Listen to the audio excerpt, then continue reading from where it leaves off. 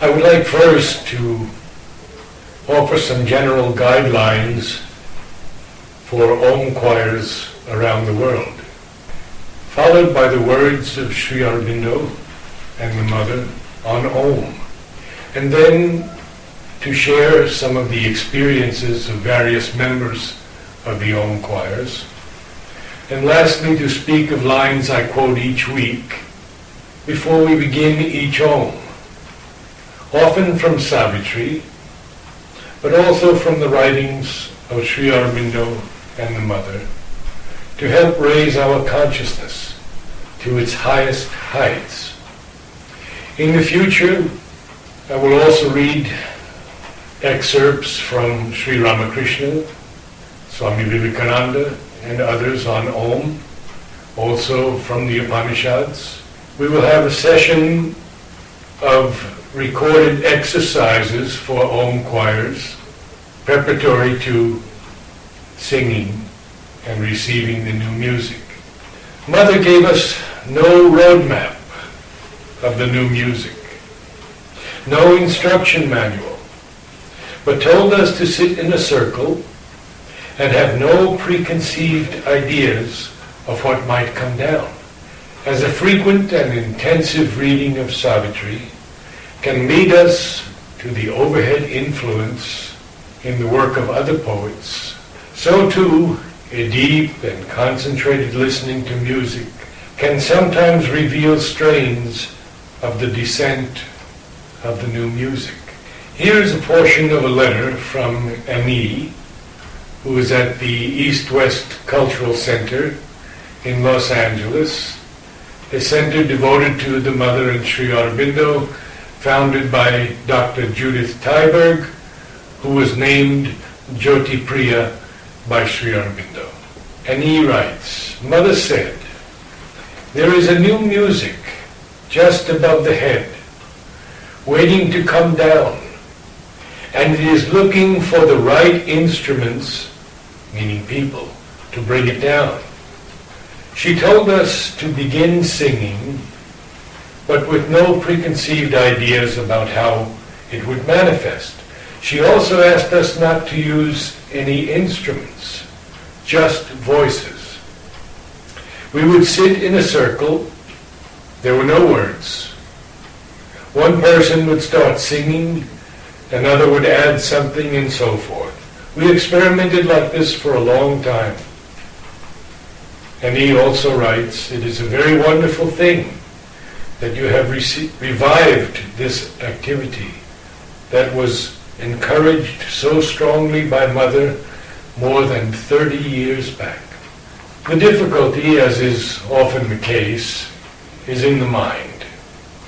No matter how high the inspiration of the greatest composers of earlier times, be it Bach, Beethoven, Mozart, or Sunil, we must take great care not to allow the mind to fall into already established patterns and repeat the music of the past, but open to that which is seeking to descend and establish itself on earth and in us.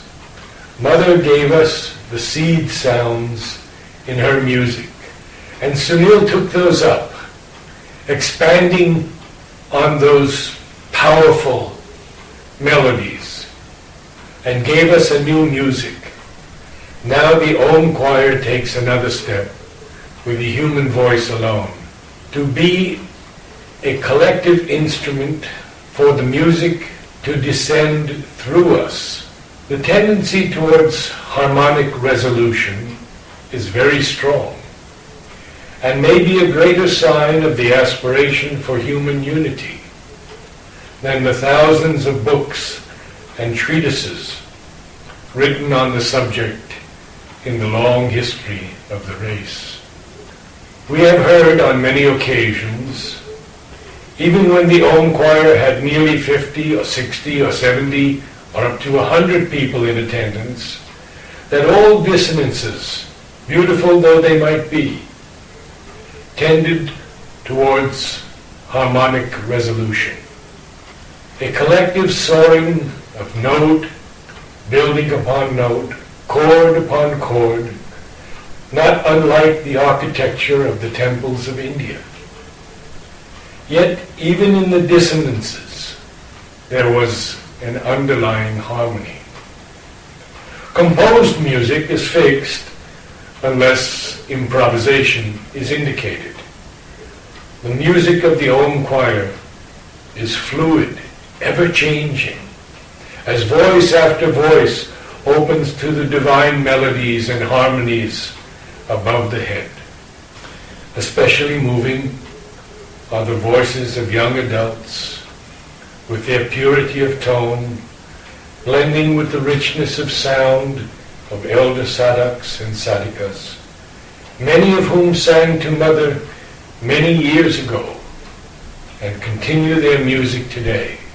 Especially important to me is to have the children join us. And we have seen recently children from the ages of 3 to 6 singing the Om with such intensity and concentration.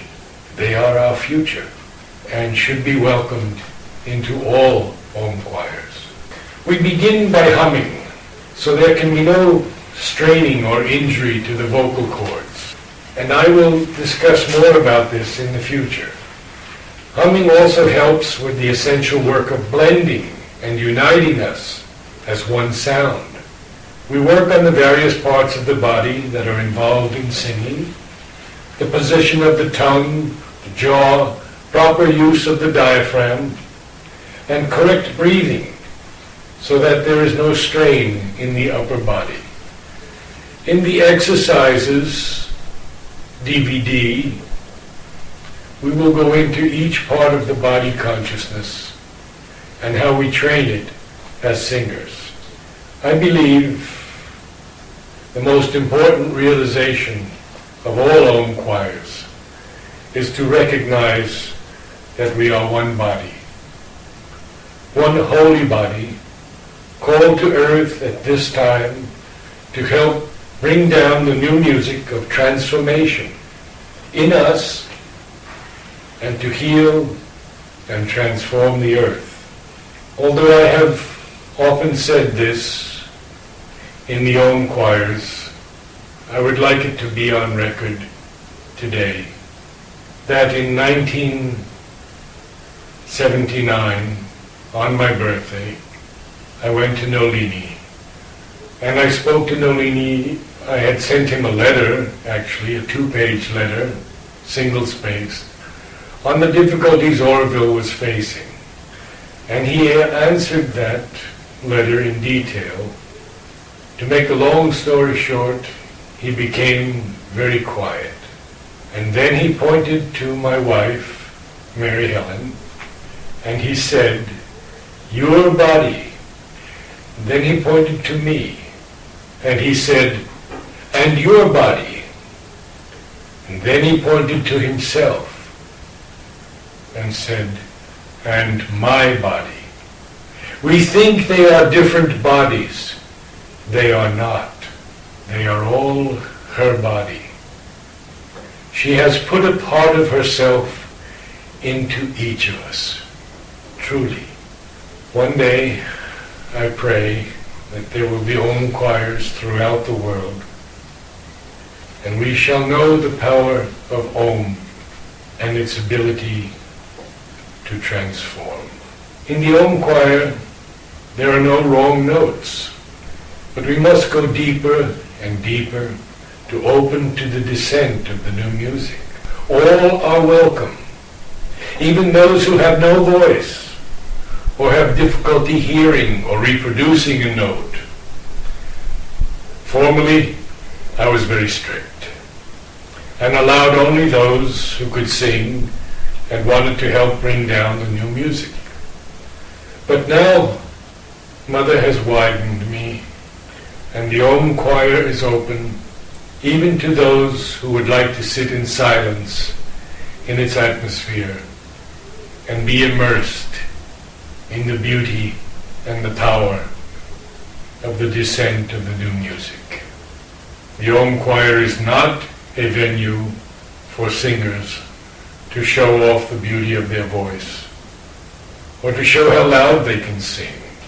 The Om Choir is a collective prayer that these sacred bodies, called by the divine to play a role in the creation of the new world, may be used as instruments for the divine to send down the new music. For Om has the power of effectuation and can heal and transform and infuse the cells of the body with the new light, and through the body into the earth. The new music is not a music of the East or West, and difficult though it may be, especially for musicians, we must break the mental modes of judgment of good or bad, dissonant or discordant, to allow the new music to sing us. I often say that through the centuries, music has been composed to the divine. Sing a new song to the divine. So many psalms and choral arrangements have been done. The Om Choir is different. We are not singing to the divine. We are instruments to receive the transformative music from the divine through our human bodies. The mind has no capacity to judge the new music. And only the divine can know the sincerity of our collective aspiration. Even when we hear strong dissonances, they are only preparing the possibility of a greater harmony. In each Om, we sing something and a new sound descends. So both the mind and the ego must be left outside the door. Focus, deep inner concentration, awareness of the soul to your right and to your left, and then extending your consciousness to include all assembled in the Om Choir is the best way to achieve the deeper listening. We sing 3 Oms seated and the last Om standing, when the body is in the most receptive position. Lastly, what has come to me is the necessity of the inner listening, so that we may realize the unity that already is. This, and the fact that I have experienced that the human soul always moves towards harmony. For more information on the new music, please visit the website sriaurobindoashram.info, where you can read a series of articles I have written over many years. Sri Aurobindo on Om. He writes in volume 12, "The word has its seed sounds, suggesting the eternal syllable of the Veda, Om. He spells it A-U-M, but in every other book, in all his other works, he spells it O-M. I found that interesting.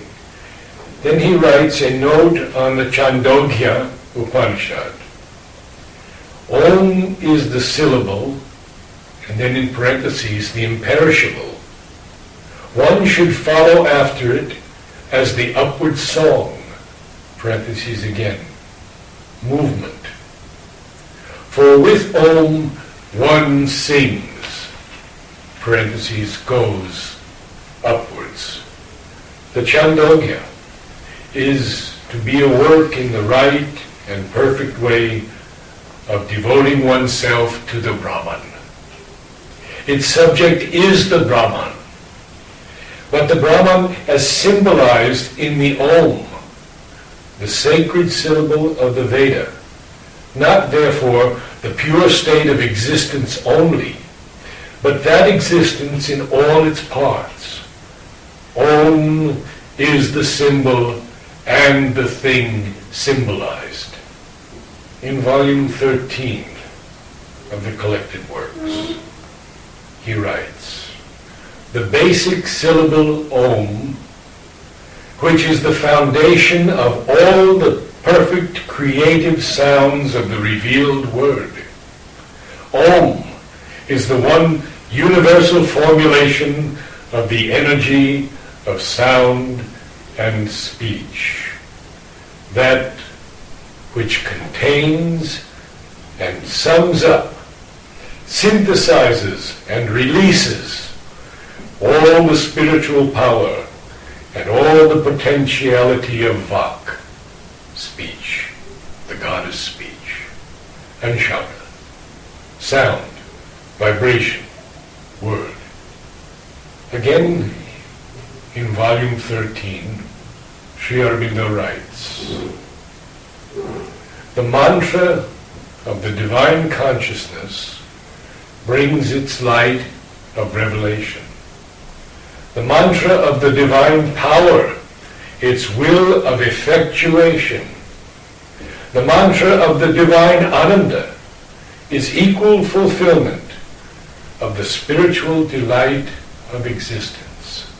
All word and thought are an outflowing of the great Om. Om, the word, the eternal, manifest in the forms of sensible objects, manifest in that conscious play of creative self-conception, of which forms and objects are the figures, manifest behind in the self-gathered, superconscient power of the infinite. Om is the sovereign source, seed, womb of thing and idea, form and name. It is itself, integrally, the supreme intangible, the original unity, the timeless mystery, self-existent above all manifestation in supernal being.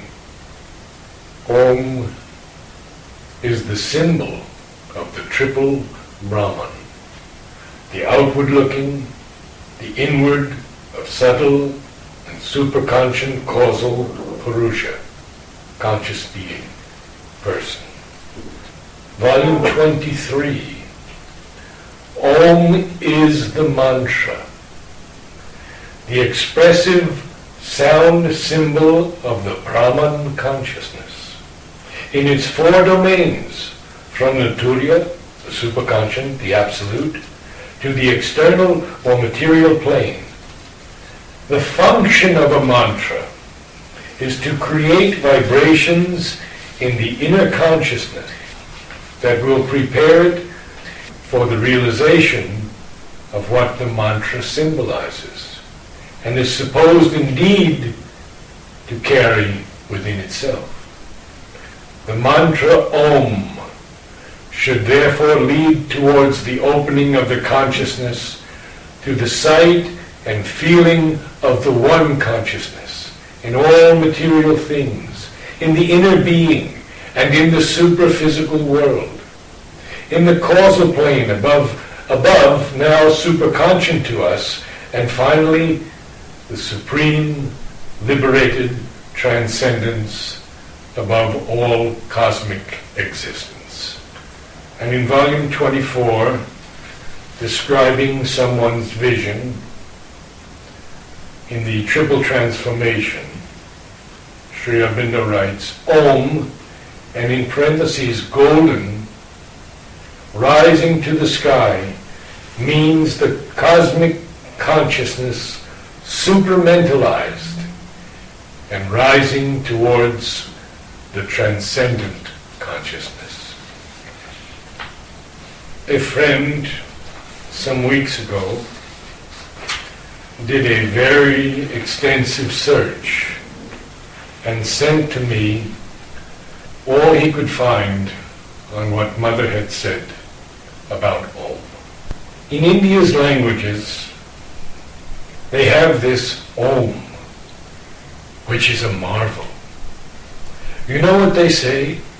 That Om is the totality of the sounds of the creation perceived by the Supreme. He hears Om as a call to him, as an idea. It's magnificent, as a symbol, as a only... And then the disciple says, and a power, not only as a symbol, but as a power. And Mother says, oh, a tremendous power, tremendous. The first time I heard it, there was a certain Bernard who had spent a year in India, in the Himalayas. And he was visited by yogis whom he didn't know. He lived in a hut in the Himalayas all alone. One yogi came to him. He didn't say anything. He just sat by his side and then left. And that yogi simply told him, Om.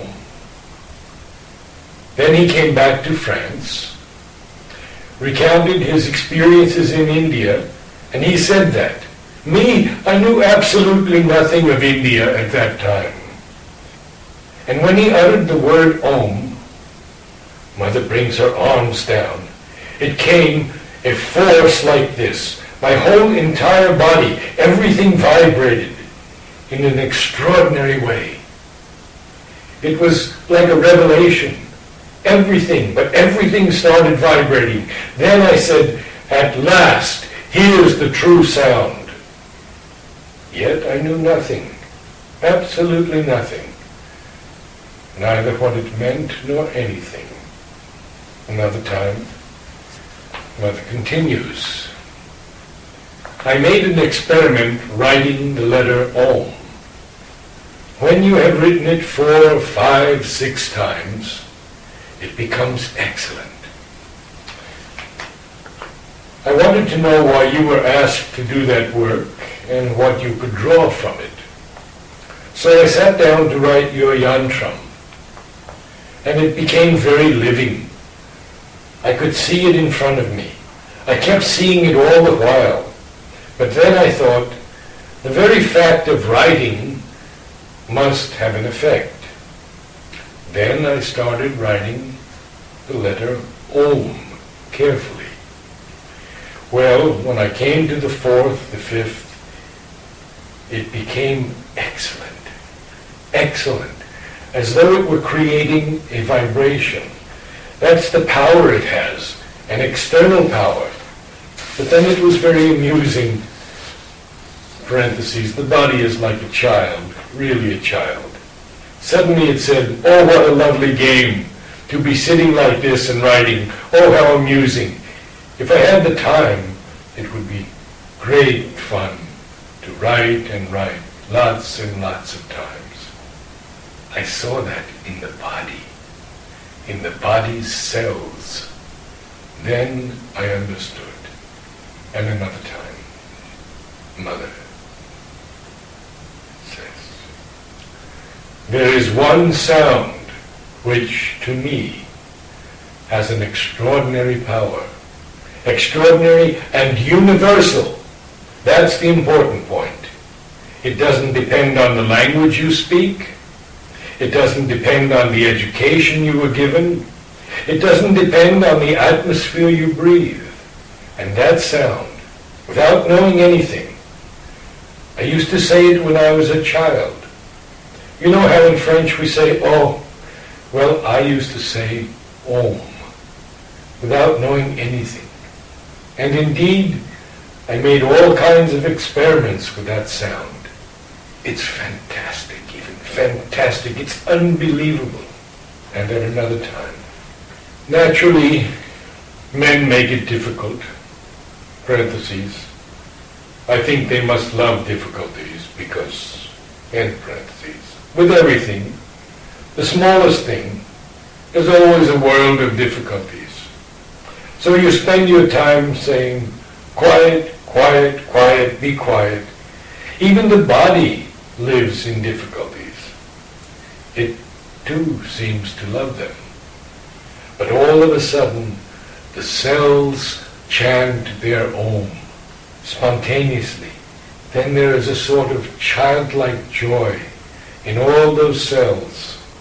They say, parentheses, in a tone of wonder, in parentheses, oh really? We can do that? We are allowed to do that? It's touching. And the result is immediate. That great, peaceful, all-powerful vibration. Mother continues another time. A mantra given by the Guru is only the power to realize the experience of the discoverer of the mantra. The power is automatically there because the sound contains the experience. I saw that once in Paris, at a time when I knew nothing of India. Absolutely nothing. Only the usual nonsense. I didn't even know what a mantra was. I had gone to a lecture given by some fellow who was supposed to have practiced, quotes, yoga for a year in the Himalayas and recounted his experience.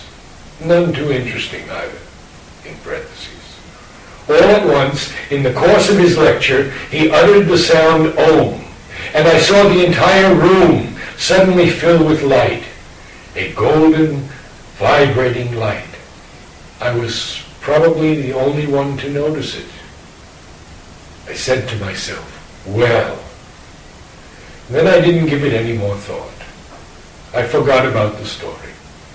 But as it happened, the experience recurred in 2 or 3 different countries with different people. And every time there was the sound Om, I would suddenly see the place filled with that same light. So I understood. That sound contains the vibrations of thousands and thousands of years of spiritual aspiration. There is in it the entire aspiration of men towards the Supreme. And the power is automatically there because the experience is there. And again, at another time. Naturally, if there's also an awareness of the idea behind it, if one does japa as a very active, conscious invocation, then its effects are greatly multiplied. But the basis is the magic of sound. This is a fact of experience, and it's absolutely true. The sound Om, for instance, awakens very special vibrations.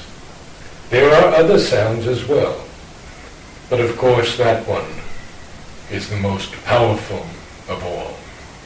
It is an attempt to divinize material substance. From another, almost identical point of view, it fills the physical atmosphere with the divine presence.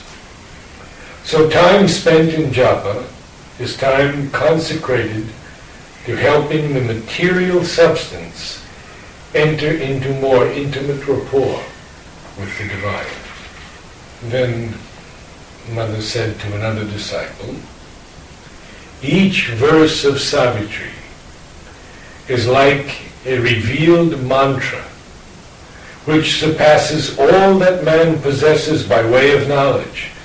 And I repeat this, the words are expressed and arranged in such a manner that the sonority of the rhythm leads you to the origin of sound, which is Om.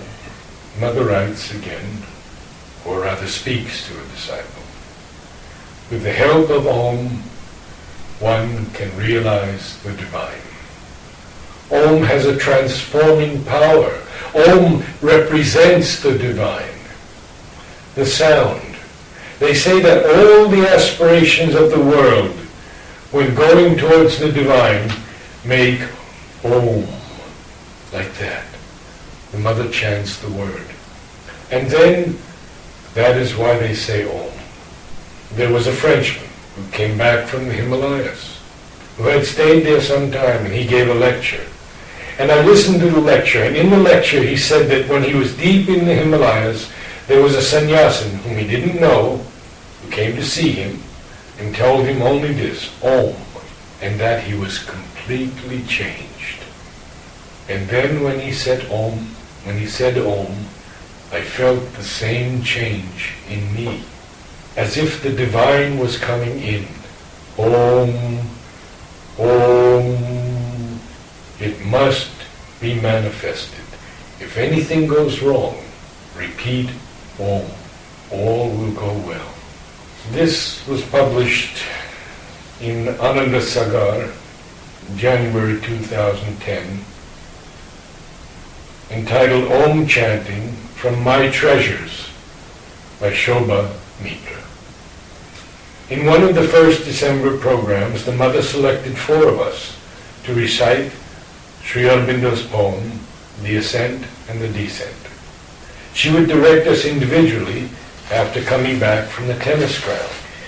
One day, being deeply moved by her formidable voice, I asked the mother, "Mother, teach me how to chant Om." The mother became quite upright, closed her eyes, and started chanting Om. My words cannot express the experience I had at that time. It was magnificent. I wish we had some facility to record both her recitation and Om chanting. The mother kept silent for a little while, and then started speaking. Mother, choose an open space like the open sky, or sit in front of the sea and chant Om as I have shown you. If you do it sincerely, it will certainly widen your consciousness. You will find a vaster, wider consciousness growing in you. She said on another occasion, whenever you are ill, or you are attacked by some unpleasant element which you want to get rid of, chant Om. It will disappear. You will find so much peace. On one of my birthdays, I asked, Mother, how to go within? Mother, I have spoken about it many times. She keeps silent for a very long time, as if in trance, then speaks again. Mother, put your body in a comfortable position and start chanting Om. You will find that you are before a tunnel, a long, narrow tunnel. Go on chanting intensely, wholeheartedly. You will find that the tunnel slowly getting illumined. Go on doing it as often as possible. You will find one day that you have come to the end of the tunnel, and at the core of your heart, where the Lord is. It is a long process, but you are sure to arrive at it if you are sincere. Lastly, from the Supreme Discovery by Mother. Beautiful, doubtless, was the song of the primordial sphere rocked on the bosom of immensity. But how much more beautiful and triumphal is the symphony of the constellations, the music of the spheres, the immense chorale filling the heavens with an eternal hymn of victory.